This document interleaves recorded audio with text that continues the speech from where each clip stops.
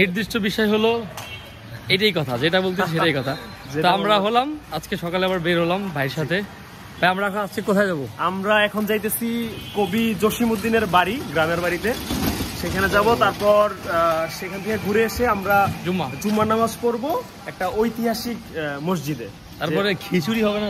হ্যাঁ অবশ্যই, ভরপুর একটা জুম্মার নামাজের পর পেট কি জানি বললে ভোজন হবে, কবজি ডুবিয়ে খাওয়া হবে। একটা কথা আছে যে পেট ঠান্ডা তো দুনিয়া ঠান্ডা, মানে এই জন্য আমাদের পেটটা ঠান্ডা। ঘুম ঠিকঠাক হয়েছে? একদম একদম পারফেক্ট ভাই। আমি খুব সম্ভবত হচ্ছে আজকেও থাকবো আপনার বাসায়। ইনশাআল্লাহ ইনশাআল্লাহ ইনশাআল্লাহ। আপনার বাসাটা আসলে আমার অনেক পছন্দ হয়েছে। আমার মার্কেটিং হয়ে গেল।